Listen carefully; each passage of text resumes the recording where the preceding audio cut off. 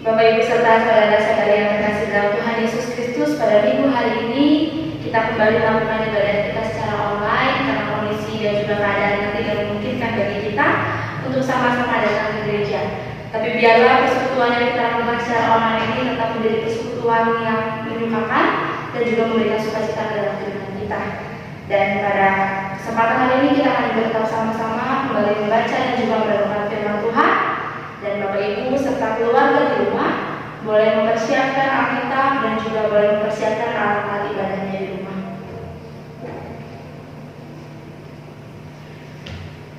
Bapak Ibu yang terkasih dalam Tuhan Yesus Kristus dan juga jemaat yang ada di rumah, hari ini kita akan sama-sama merenungkan firman Tuhan yang terambil dari Injil Matius pasal yang ke-21 di ayat yang ke-33 sampai ke-46. Di Injil Matius pasal yang ke-21 di ayat yang ke-33 sampai ke-46. Kalau kita sudah menyiapkan Alkitab, marilah kita juga sebelum mendengarkan firman Tuhan, marilah kita bersatukan di dalam doa. Kita berdoa. Ya Bapa yang Maha Baik yang berkata dalam kerajaan surga pada hari ini Tuhan, dalam kesempatan yang boleh Engkau berikan kepada kami untuk kembali bersama-sama beribadah secara online. Sekalipun kami Tuhan pada saat ini tidak bisa melangsungkan ibadah secara offsite atau juga secara langsung Tuhan, tapi biarkanlah damai dan sejahtera daripada-Mu tetap hadir dalam masing-masing setiap pribadi kami dan juga keluarga kami dimanapun kami berada. Dan sebentar kami akan kembali merenungkan firman-Mu, kiranya Engkau yang membimbing kami dan juga menyertai kehidupan kami. Bersabdalah ya Bapa, karena kami telah siap untuk mendengar. Dalam nama Tuhan Yesus kami telah berdoa dan juga menaikkan rasa syukur ini kepada-Mu. Amin. Bapak Ibu serta saudara dan saudari yang terkasih dalam Tuhan Yesus Kristus, pembacaan kita dari Injil Matius pasal yang ke-21 di ayat yang ke-33 sampai ke-46. Saya akan membacakannya untuk kita semua dan Bapak Ibu akan sambil menyimak di rumah masing-masing. Demikianlah firman Tuhan, perumpamaan tentang penggarap-penggarap kebun anggur. Dengarkanlah suatu perumpamaan yang lain. Adalah seorang tuan tanah membuka kebun anggur dan menanam pagar sekelilingnya. Ia menggali lubang tempat memeras anggur dan mendirikan menara jaga di dalam kebun itu. Kemudian ia menyewakan kebun itu kepada penggarap-penggarap, lalu berangkat ke negeri lain. Ketika hampir tiba musim petik, ia menyuruh hamba-hambanya kepada penggarap-penggarap itu untuk menerima hasil yang menjadi bagiannya. Tetapi penggarap-penggarap itu menangkap hamba-hambanya itu.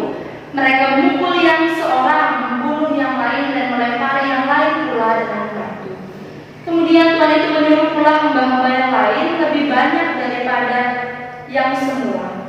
Tetapi mereka pun diperlakukan sama seperti kawan-kawan mereka. Akhirnya ia menyuruh anaknya kepada mereka, katanya, "Anakku akan mereka segani." Tetapi ketika penggarap-penggarap itu melihat anaknya itu, mereka berkata seorang kepada yang lain, "Ia adalah ahli waris, mari kita bunuh, supaya warisannya menjadi dari kita." Mereka menangkapnya dan melemparkannya keluar kebun anggur itu, lalu membunuhnya. Maka apabila tuan kebun anggur itu datang, apakah yang akan dilakukannya dengan penggarap-penggarap itu? Kata mereka kepadanya, "Ia akan membinasakan orang-orang jahat itu dan kebun anggurnya akan disewakannya kepada penggarap-penggarap lain yang akan menyerahkan hasilnya kepadanya pada waktunya." Kata Yesus kepada mereka, "Belum pernahkah kamu baca dalam kitab suci, batu yang dibuang oleh tukang-tukang bangunan telah menjadi batu penjuru? Hal itu terjadi dari pihak Tuhan, suatu perbuatan ajaib di antara kita.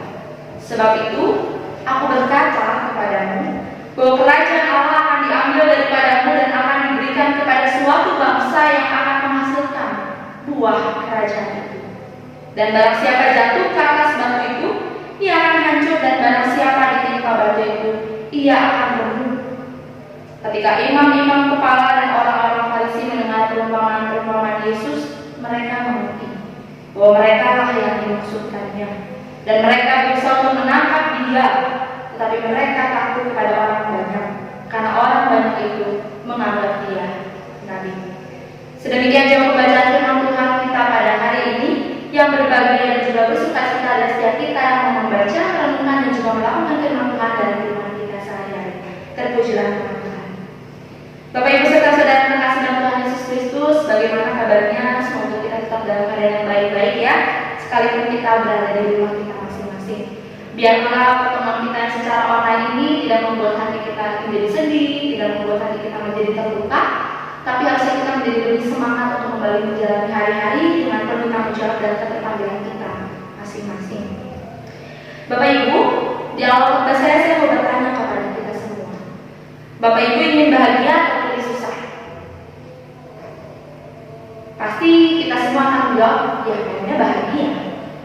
Lalu pertanyaan yang kedua, Bapak Ibu pengen jadi orang kaya atau pengen jadi orang miskin? Sama dengan pertanyaan yang pertama. Jawabannya pasti akan memilih, kita akan memilih menjadi orang kaya, bukan menjadi orang miskin. Kenapa saya bertanya demikian kepada kita semua?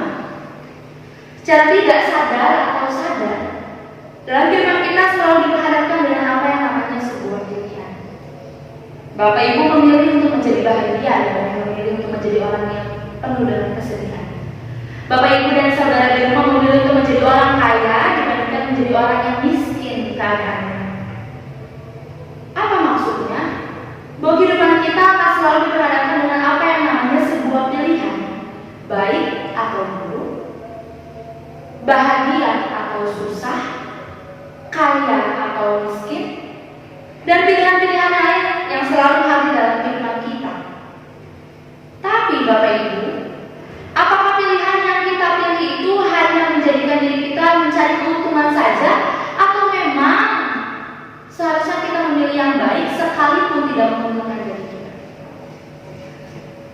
Bapak Ibu serta saudara terkasih dalam Tuhan Yesus Kristus, ada sebuah kisah, salah satu contohnya begini. Dalam firman kita, ketika saya bertanya Bapak Ibu memilih bahagia atau memilih hidup susah, pasti akan kita jawab memilih hidup bahagia. Tapi ketika Bapak Ibu dan saudara dan juga saya mungkin memilih untuk hidup bahagia, apa yang kita lakukan untuk mencari kebahagiaan? Apa yang kita cari supaya kita mendapatkan kebahagiaan tersebut? Bahwa kadang-kadang kala ketika kita mencari sebuah kebahagiaan, kita melakukan sesuatu dan melewati batas-batas tertentu. Contohnya begini, saya pengen jadi orang kaya, saya pengen menjadi orang yang punya uang banyak, saya pengen punya mobil banyak. Tapi untuk mencari dan menjadikan diri kita sebagai orang kaya, kita berusaha untuk mengambil hak orang lain, kita berusaha untuk mencuri, kita berusaha untuk mengambil milik orang lain. Kita mendapatkan kebahagiaan. Tapi cara yang kita lakukan untuk mendapatkan kebahagiaan itu adalah dengan cara kita melukai orang lain. Dengan cara apa? Dengan cara kita menyakiti orang lain. Dengan cara apa? Dengan cara kita itu membuat orang lain tersiksa karena kita mencari kebahagiaan kita. Padahal selagi kita mencari kebahagiaan, harusnya ada batasan-batasan tertentu yang kita buat dalam diri kita. Saya pengen jadi orang kaya, tapi jangan sampai saya mencuri. Saya pengen menjadi orang yang bahagia, tapi jangan sampai saya mencari kebahagiaan dengan cara saya membuat orang lain, sesama lain, terluka karena perilaku saya. Bapak Ibu yang terkasih dalam Tuhan Yesus Kristus dan juga saudara-saudara yang ada di rumah, hari ini kita juga memiliki tema dari sinode, yaitu antara kebebasan dan pembatasan.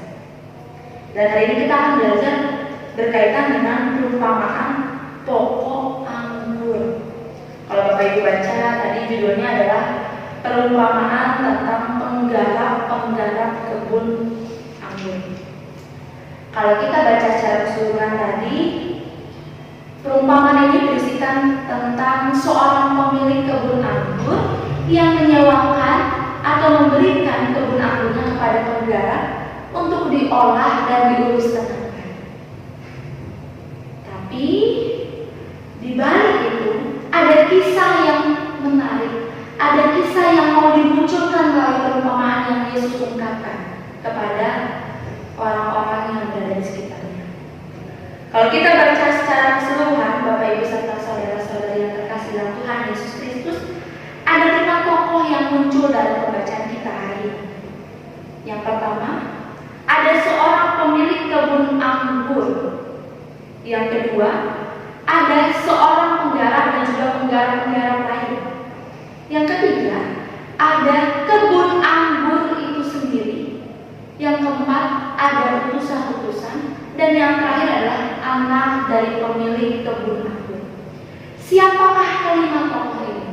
Kita akan coba menemukannya satu persatu ya, Bapak Ibu serta saudara yang ada di rumah. Pemilik kebun anggur yang ada dalam bacaan kita dalam perumpamaan ini adalah Tuhan. Tuhan adalah seorang pemilik kebun anggur. Lalu utusannya itu adalah para nabi. Para penggarapnya adalah para imam-imam atau para pemuka agama Yahudi pada waktu itu. Kebun anggurnya adalah bangsa Israel. Dan yang terakhir adalah anaknya, pemilik kebun anggur, yaitu Yesus. Kalau kita membaca kisahnya, ringkasannya seperti ini. Ada seorang pemilik kebun anggur yang membuka lahan dan memberikan batasan-batasan di kebun anggur itu. Lalu kebun anggur ini diberikan kepada penggarap untuk diolah. Tapi penggarap ini harus memberikan hasil dari kebun anggur itu kepada pemiliknya sesuai dengan apa yang mereka dapatkan atau mereka terima. Tapi kenyataannya para penggarap tidak dengan benar-benar mengurus, menjaga kebun anggur itu dengan baik. Mereka melakukan kecurangan, mereka melakukan perbuatan-perbuatan yang kurang baik dengan cara. Ketika para pemilik ini memberikan kesempatan kepada penggarap untuk mengolah dan mengontrol kebun anggur tersebut, sang pemilik memberikan utusan untuk mengawasi kerja para penggarap. Tapi para penggarap ini hanya berpikir bahwa kalau sampai utusan-utusan itu mengambil hak milik kami, kita nggak akan dapat hak banyak. Maka dari itu kita harus memusnahkan utusan-utusan itu. Maka dari itu para penggarap memutuskan untuk melukai, bahkan menganiaya, serta membunuh utusan-utusan yang dikirimkan oleh sang pemilik. Kita lihat ya, kecurangan dan perbuatan tidak jujur mereka muncul di situ. Mereka mulai rakus, mereka mulai serakah, mereka mulai berharap bahwa harusnya hasil panen ini menjadi milik saya sendiri, bukan menjadi milik sang tuan yang memiliki tanah tersebut atau kebun anggur tersebut.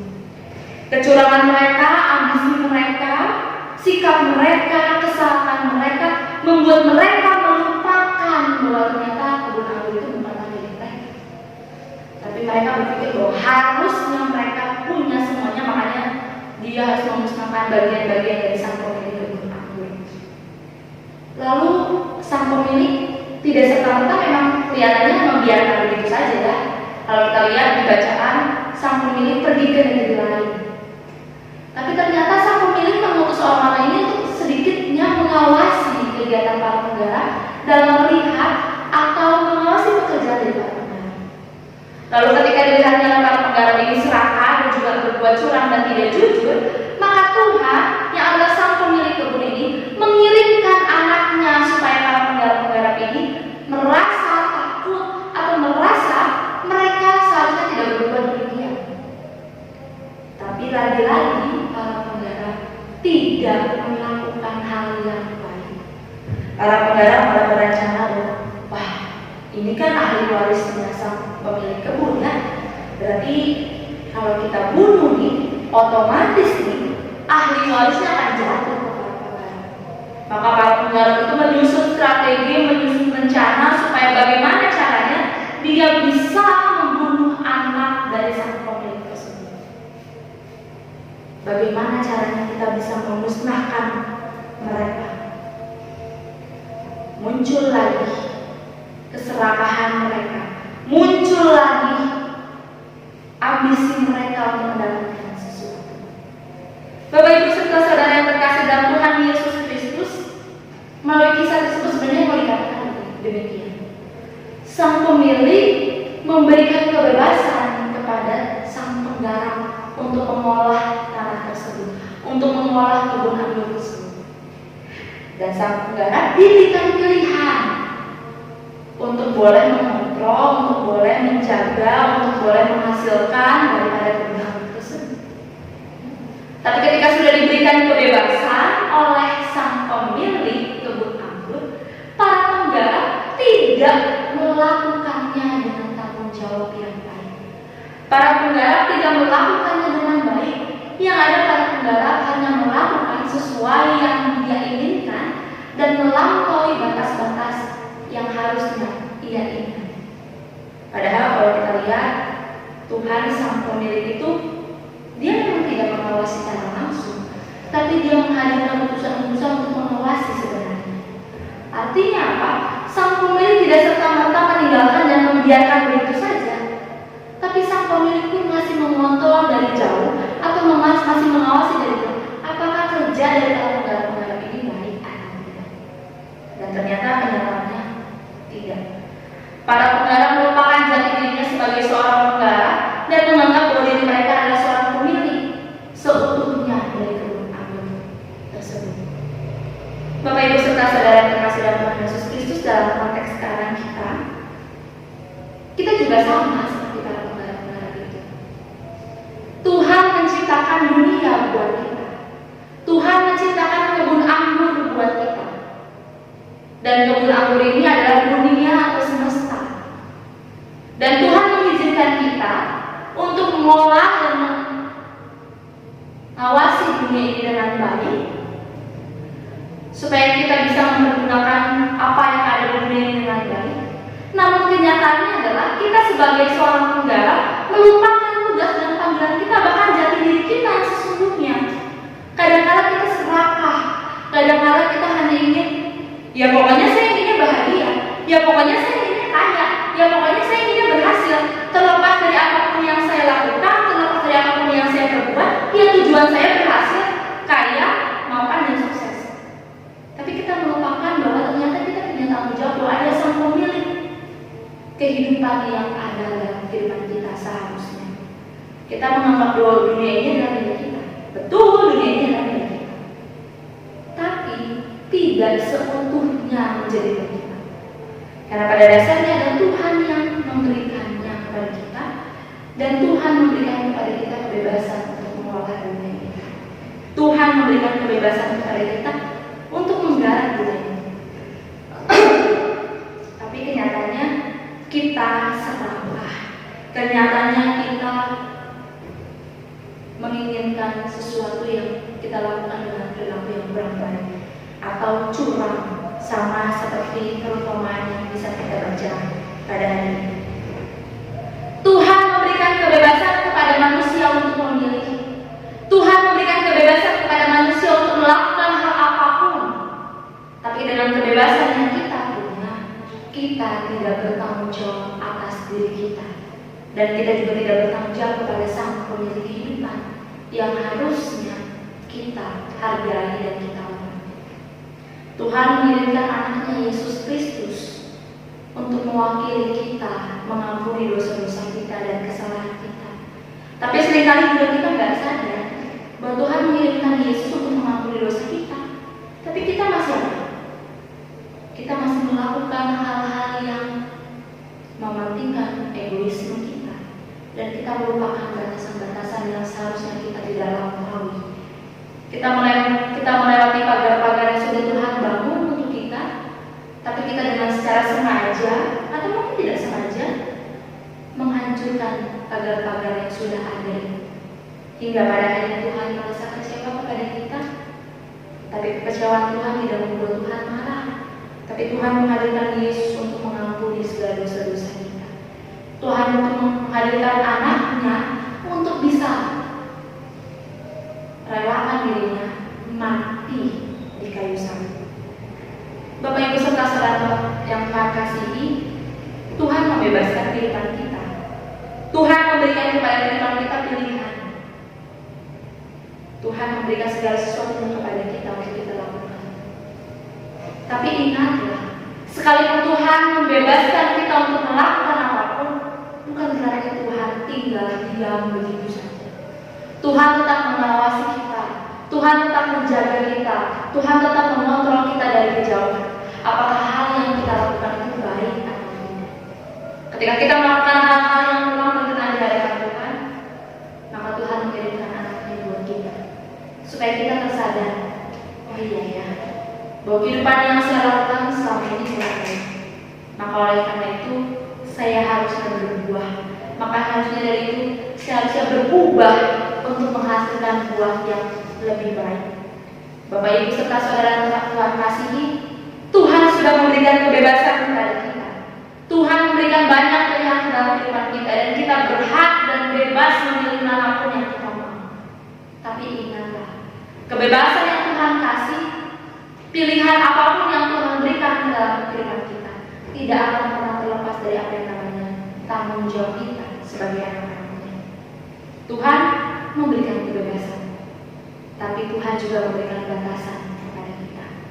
Artinya, kita bebas untuk melakukan apapun dan memilih apapun.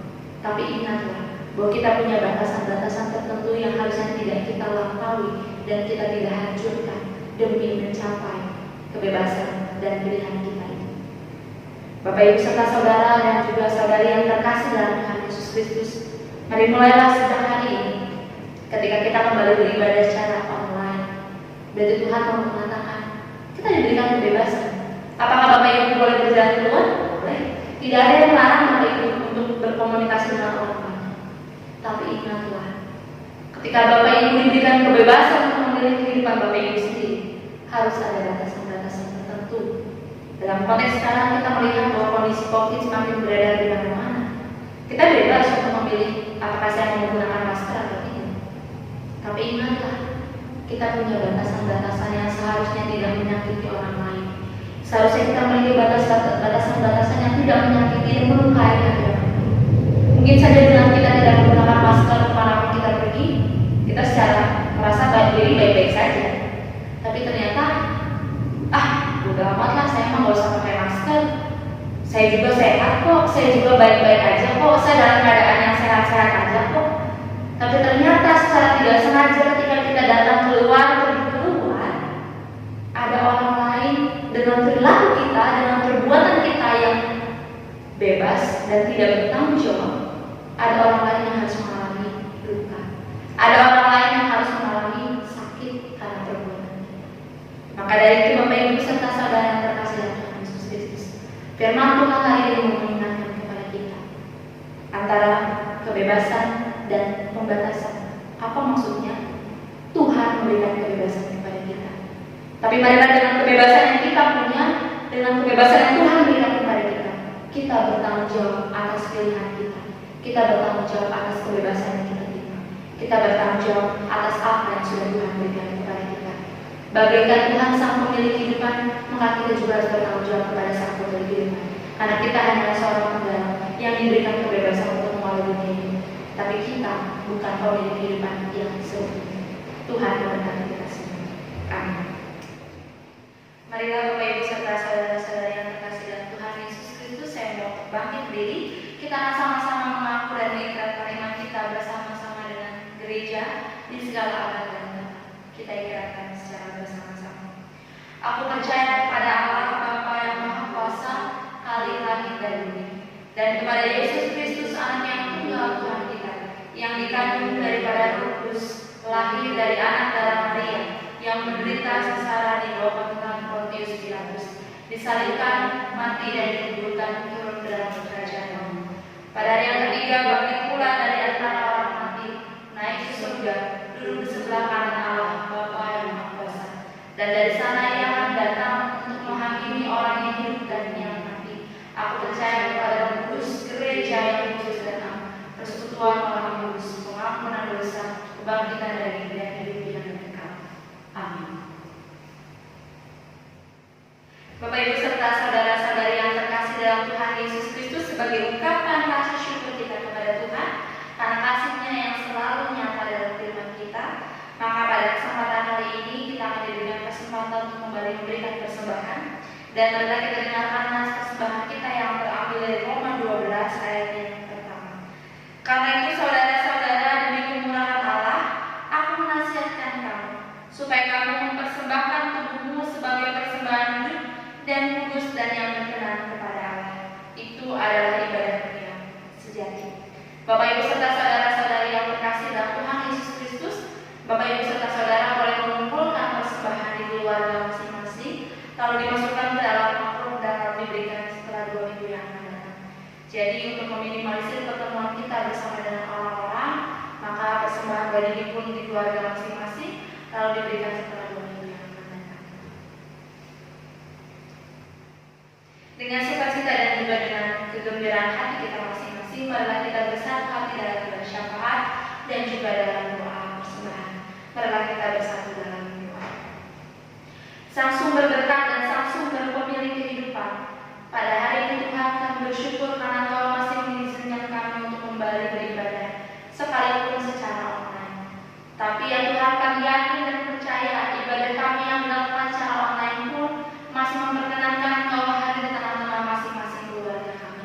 Kau akan tetap harus memberikan kasih sayang-Mu yang nyata dalam kehidupan kami masing-masing. Ya Tuhan, pada kesempatan ini kami ingin berdoa juga dan menaikkan doa serta permohonan kami kepada-Mu. Ya Bapa, kami menaikkan doa kepada saudara-saudara kami yang pada saat ini merasakan sakit penyakit dan juga kelemahan fisik yang boleh dirasakan.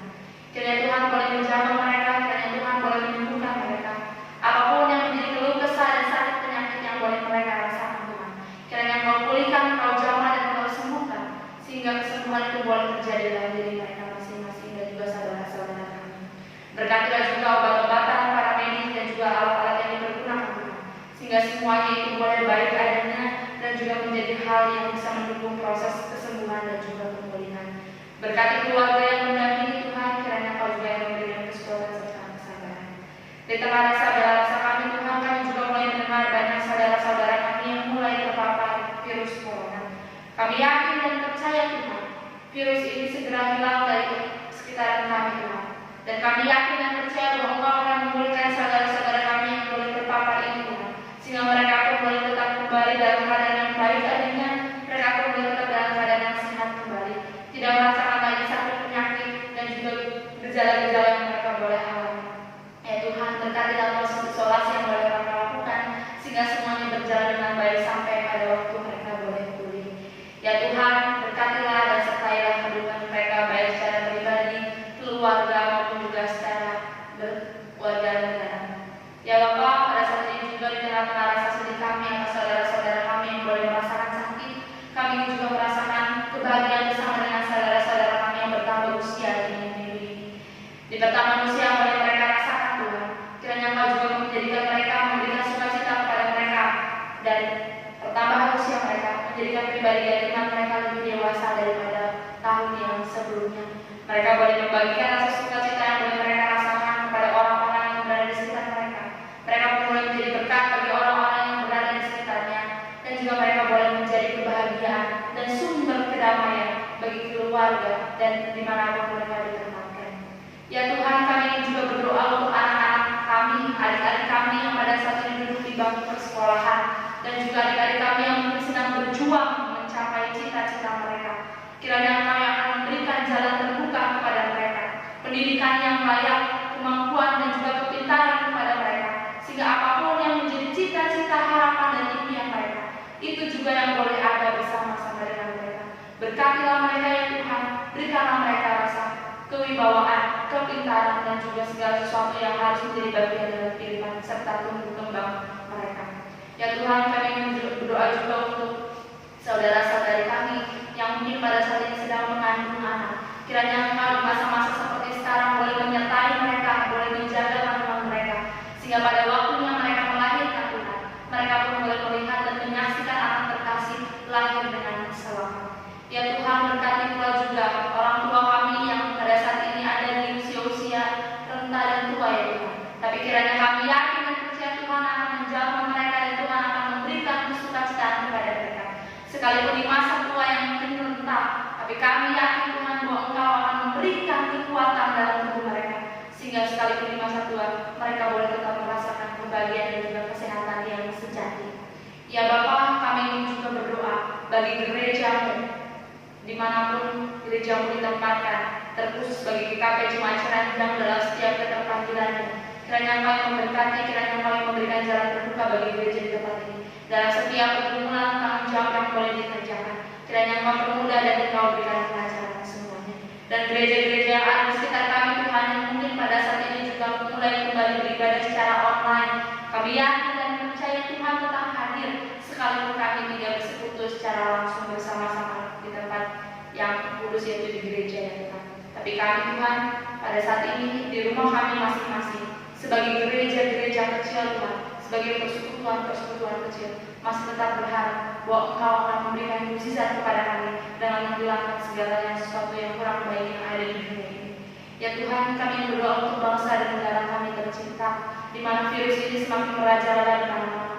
Kami mau Tuhan negara kami cepat pulih, negara kami kembali sehat seperti sedia kala, sehingga kami tidak lagi perlu merasa takut dan khawatir akan keberadaan kami di muka bumi ini. Ya Tuhan, pulihkanlah, sembuhkanlah negara kami, bahkan dunia kami tercinta Tuhan. Hilangkanlah virus-virus kami yang ada di sekitar kami Tuhan, sehingga kami boleh tetap dalam keadaan yang baik, sehingga kami boleh kembali melanjutkan tugas dan panggilan kami tanpa lagi merasa takut dan khawatir. Ya Tuhan, inilah kami anak-anak-Mu yang sudah menaikkan permohonan kami kepadamu, dan juga kami merasakan sukacita-Mu, berkat-Mu, dan dengan itu pula kami memberikan persembahan kepadamu. Kiranya apa yang boleh kami persembahkan kepadamu semuanya berkenan di hadapan Tuhan, tidak hanya secara materi atau secara jumlah keuangan yang akan kami berikan, tapi biarkan Engkau juga memperkenankan kami untuk memberikan tubuh kami kepadamu, menjadi persembahan yang hidup dan yang berkenan kepadamu. Ya Tuhan, berkatilah tangan-tangan yang mengolah persembahan ini, sehingga semuanya boleh berguna dan baik adanya. Kiranya Tuhan, Sang Sumber berkat, Sang Sumber kasih, boleh memberikan berkat dan kasih karunia yang melimpah bersama-sama dengan setiap pribadi yang boleh memberikan persembahan tersebut. Dan kiranya tingkap-tingkap rezeki-Mu Kau buka bagi setiap orang yang telah memberikan persembahan. Jadi kami Tuhan, anak-anak mungkin masih banyak permohonan dan doa kami kepadamu yang tidak dapat kami sebutkan satu persatu. Tapi biarkanlah kami yang hadir baik secara pribadi, keluarga maupun persekutuan kami masing-masing. Dengarlah doa dan permohonan kami Tuhan, bahkan jawablah setiap harapan dan impian kami.